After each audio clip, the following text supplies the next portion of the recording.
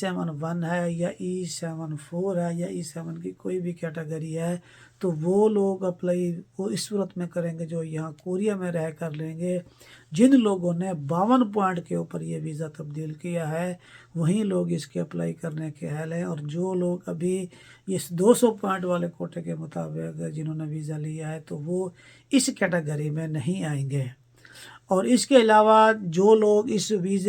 अस्सलाम वालेकुम, मैं हूं साउथ कोरिया से अब्बास हुसैन और आप देख रहे हैं मेरा यूट्यूब चैनल कोरिया पाक इन्फो। पहले दोस्तों, आज की मेरी वीडियो 2024 में जो लोग E7 से जिनके पास E7 है या कोई दूसरे वीज़े वाले जो लोग अपना वीज़ा F2R के लिए अप्लाई करेंगे उसकी जो रिक्वायरमेंट है या जो उसका नया शेड्यूल आया है उस बारे में है। पहले दोस्तों, F2R वीज़ा के मुतालिक हर कोई परेशान था कि 2024 में इसमें क्या शेड्यूल बनता है, कौन कौन दे सकता है या कौन कौन ये वीज़े इस वीज़े के लिए अप्लाई कर सकता है और कौन कौन इस वीज़े के लिए नहीं अप्लाई कर सकता। काफ़ी सारे दोस्त परेशान थे और इसमें ख़ास तौर पर वो भी दोस्त शामिल थे जिनके पास E9 था और वो अपनी हर चीज़ कंप्लीट करके बैठे थे और उनकी यही सोच थी कि हम जैसे ही 2024 का शेड्यूल आएगा हम फ़ौरन उसी लिहाज से अप्लाई करेंगे तो हम ऑटोमेटिक अपने F2R वीज़े में चले जाएंगे। इसमें ज़्यादातर वही लोग इंटरेस्टिंग थे जिन लोगों को यही ख्वाहिश थी कि कोरिया में अपनी फैमिली को भी बुलाकर यहाँ पर इकट्ठे दोनों लीगल तौर पर काम करेंगे तो हम थोड़े टाइम में ज़्यादा पैसा कमा सकेंगे। इस वीज़े का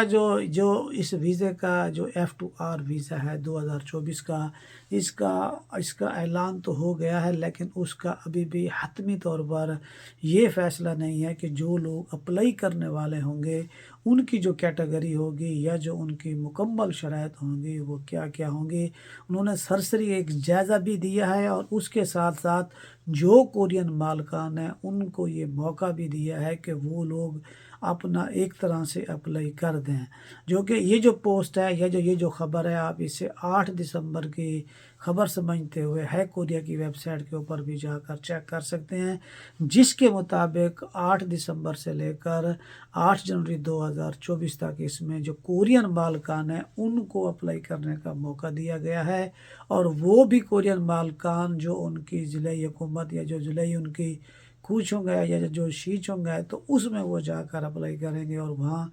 वहाँ जाकर कहेंगे कि हमें इस एरिया में जो वर्कर हैं उसकी ज़रूरत है। फिर वो उनकी जो लिस्ट वगैरह बनेगी, जो वो कोरियन मालिकान होंगे उसी लिस्ट का हिसाब किताब लगा कर उनका जो रिज़ल्ट होगा वो 26 जनवरी को आएगा। यानी कि 8 जनवरी के बाद मुकम्मल इसका मज़ीद शेड्यूल भी सामने आ जाएगा कि कौन कौन से वीज़े वाले जिनका अभी भी खदशा है कि वो ले सकते हैं या नहीं ले सकते, और जो कोरियन मालिकान हैं उनका भी फाइनल हो जाएगा कि ये लोग कौन कौन किन किन फैक्ट्रियों को देना चाहिए और किन किन फैक्ट्रियों को नहीं देना चाहिए। तो इसमें जो चंद एक तब्दीलियां की गई हैं जो कि पहले 2022 से ये जो मिल रहा है जिन लोगों को वीज़ा 2022 समझ लें या 2021 समझ लें, जो इनके डॉक्यूमेंट्स की रिक्वायरमेंट हैं वो तकरीबन 80% बिल्कुल वही हैं जो पहले आप लोग करते थे। ये सारे के सारा आप खुद ही जाकर भी अप्लाई कर सकते हैं अगर आप E7 वीज़े पर हैं या जो चीज़ें वीज़े वाले इसके लिए अप्लाई करना चाहते हैं। अगर किसी जगह काम भी कर रहे हैं कॉन्ट्रैक्ट के दौरान तो वो भी इसी कॉन्ट्रैक्ट के दौरान ही जाकर इसका अप्लाई कर सकते हैं। तो जिन लोगों ये उन लोगों के ये उन इलाकों में इन्होंने देने का फ़ैसला किया है जो कि कोरिया में 89 यानी कि 89 ऐसे सिटी हैं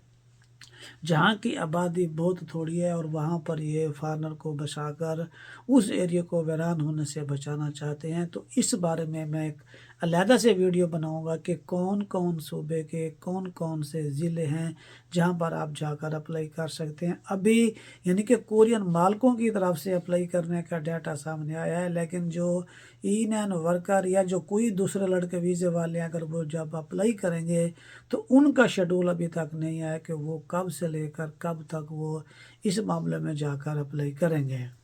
तो इसके लिए जो लोग अप्लाई इनके पास जिन लोगों के पास E9 वर्क वीज़ा है जिसे नॉन प्रोफेशनल वीज़ा कहते हैं, जिसमें E9 1 2 3 4 5 तक आता है, تو یہ سارے کے سارے 2024 میں جو شیڈول آنے والا ہے اس کے مطابق یہ E9 والے لوگ اپلائی نہیں کر سکیں گے، اور جو لوگ E7 ورک ویزے پر ہیں، جن کے پاس E7-1 ہے یا E7-4 ہے یا E7 کی کوئی بھی کیٹیگری ہے، تو وہ لوگ اپلائی وہ اس صورت میں کریں گے جو یہاں کوریا میں رہ کر لیں گے۔ جن لوگوں نے 52 پوائنٹ کے اوپر یہ ویزا تبدیل کیا ہے وہیں لوگ اس کے اپلائی کرنے کے اہل ہیں، اور جو لوگ ابھی اس 200 پوائنٹ والے کوٹے کے مطابق جنہوں نے ویزا لیا ہے تو وہ اس کیٹیگری میں نہیں آئیں گے۔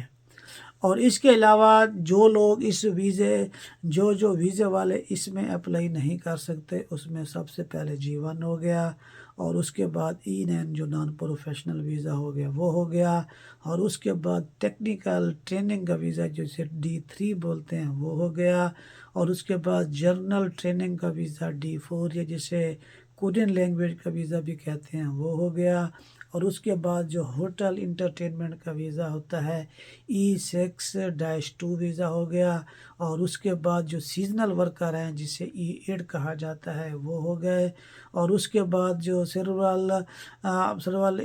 امپلائمنٹ کا جو ویزا ہوتا ہے جسے E10 کہا جاتا ہے وہ ہو گیا، اور اس کے علاوہ جو لوگ ٹورزم ویزے پہ کوریا میں آتے ہیں جسے H1 ویزا کہا جاتا ہے، تو یہ ویزے والے سارے کے سارے لوگ اس میں اپلائی کرنے کے اہل نہیں ہوں گے۔ ابھی بھی اس میں کچھ حتمی رائے نہیں ہے، ابھی بھی کچھ دنوں میں جنوری کے مہینے میں مزید اس میں جو کمی بیشی ہے یا اس میں جو مزید وہ کچھ ڈالتے ہیں یا نکالتے ہیں وہ بھی فائنل بات سامنے آ جائے گی۔ تو اس کے لیے جو کوریا میں اسٹوڈنٹ ہیں جن کے پاس D2 ہے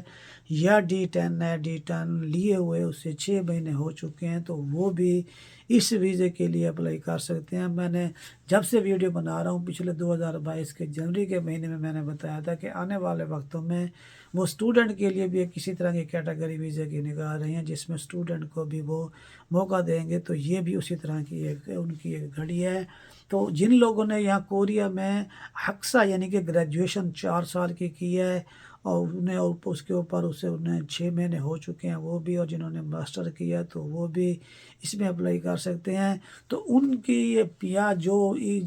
دوسرے ویزے والے 7 والے جو اپلائی کریں گے تو ان کی جو GNI ہے پچھلے سال کی ان کی جو ہے نا وہ 70% ہونی چاہیے، جو کہ 70% 2,97,40,900 وان بنتی ہے۔ اگر آپ کی پچھلے سال کی ہوگی تو پھر ہی آپ اپلائی کرنے کے اہل ہوں گے۔ اب یہ جنوری کے 8 تاریخ تک کورین مالکان کا اپلائی کرنے کا ٹائم ہے۔ 26 جنوری تک جو کورین ان کا جو رزلٹ آئے گا وہ آئے گا، تو 25 کے بعد جو 2023 کی سیلری ہے اس کی بھی سلپ آ جاتی ہے۔ اب آنے والے دنوں میں اس کا بھی فیصلہ ہو جائے گا کہ 2023 کی سیلری اس میں شامل کریں گے یا وہ نہیں کریں گے۔ اور اس کے بعد جو لوگ یہ اپلائی کریں گے تو ان کے لیے جو ٹاپک ٹیسٹ کا ٹاپک 2 کا لیول 3 جو کہ 300 نمبر میں سے آپ کے اگر 120 نمبر سے اوپر آ جاتے ہیں تو آپ کا لیول 3 ہو جاتا ہے، وہ ہونا چاہیے، یا آپ کا ثابتوں کا پروگرام کا لیول 3 یعنی کہ کلاس کمپلیٹ ہونی چاہیے 2 دفعہ کر کے، یا آپ نے 60 نمبر لے کر پاس کیا ہوا ہو، تو ان دونوں میں سے کوئی ایک آپ کا ہونا لازمی ہے۔ اور 2025 تک یہ بھی خدشہ ظاہر کیا جا رہا ہے کہ اس کا جو شیڈول ہوگا تو وہ آگے اسے بڑھا کر یہ تیسرے لیول کی جگہ 4تھا لیول کر دیں گے، اور ٹاپک 3 کی جگہ ٹاپک 4 کرنے کے بھی اس کے چانسز وغیرہ ہیں۔ اور اس کے علاوہ اگر آپ جس کمپنی میں آپ اس کا کانٹریکٹ کریں گے اسی کمپنی میں آپ کو کم از کم 1 سال کام کرنا لازمی ہوگا، اور جب آپ کمپنی چھوڑتے ہیں یا کسی وجہ سے بھی چھوڑتے ہیں تو مالک کی طرف سے ریکمنڈیشن ہونا لازمی ہے۔ ایسے نہیں ہے کہ آپ چھوڑ کے چلے جائیں، لیکن جب آپ چھوڑیں گے تو آپ وہیں آپ کا جو جاب کا کوڈ ہوگا آپ اسی ایریے میں رہیں گے، اس ایریے کو چھوڑ کر آپ دوسرے ایریے میں جانے کے لیے، اور جو آپ کی جاب کی کنڈیشن ہوگی اسی فیلڈ میں آپ کے لیے جانا لازمی ہوگا، جو کہ یہ ایک بہت مشکل اور بڑا اہم جو ہے نا پروسیس ہوگا جس میں لوگ اگر کمپنی چھوڑیں گے تو ان کے لیے یہ مسئلہ بن سکتا ہے۔ اور اس کے علاوہ اس کی جو ایک مین اہم بات یہ بھی ہے کہ جو لوگ کہتے ہیں کہ ہم اپنی فیملی بلائیں گے، تو ان کی جو فیملی آئے گی تو ان کو جو ویزا ملے گا ان کو اسے F2-1 ویزا یا جیسے F1-R ویزا ملے گا، تو وہ جتنے اس کے ٹائم کا ہوگا ان کو بھی اتنے ٹائم کا ملے گا، لیکن ان کے پاس آنے کے بعد 2 سال کا ٹائم ہوگا، 2 سالوں میں اگر وہ لیول 2 کر لیتے ہیں تو پھر ان کا ویزا اسی طرح چلتا رہے گا، اور ورنہ ان کا ویزا وہ 6 مہینے کا کر دیں گے، یعنی کہ ہر 6 مہینے کے بعد انہیں دوبارہ ایکسٹینڈ کرانا پڑے گا، اور اگر ہو سکتا ہے کہ لیول اگر نہیں کرتے یا اس میں ڈیلے کرتے ہیں تو اس میں مزید تبدیلی بھی کر سکتے ہیں کہ ان کو وہ کام کرنے کی اجازت نہ بھی دیں۔ اور اس کے علاوہ جن کی فیملی کے ممبر زیادہ ہیں، جیسے آپ کے 2 بچے ہو گئے اور آپ ہو گئے اور آپ ایک ہی وائف ہو گئے، تو 4 بندے اس طرح ہو جاتے ہیں، تو پھر آپ کی جو GNI ہے وہ آپ کی پوری 100%، یعنی کہ 1% GNI 1 ہونا لازمی، یعنی کہ آپ کی وہ جو ہے نا کہ 4 کروڑ 29 لاکھ کے قریب ہے، 4 کروڑ 25 لاکھ کے قریب بنتی ہے، وہ آپ کی ہونا لازمی ہے۔ اگر آپ کی وہی ہوگی تو پھر ہی آپ اپنی فیملی کے مکمل افراد کو یہاں پر انوائٹ کر سکیں گے۔ اس GNI کے اوپر E7 والوں کے لیے، F3 والوں کے لیے کس طرح GNI بنتی ہے، اس کے اوپر میں ایک علیحدہ سی ویڈیو بناؤں گا۔ اس بارے میں آپ کو مزید جو ہے نا وہ جو معلومات لینی ہے تو آپ 1345 پہ کال کر کے ان سے بھی معلومات لے سکتے ہیں۔ دعاؤں میں یاد رکھیے گا، ایک نئی ویڈیو کے ساتھ پھر ملاقات ہوگی۔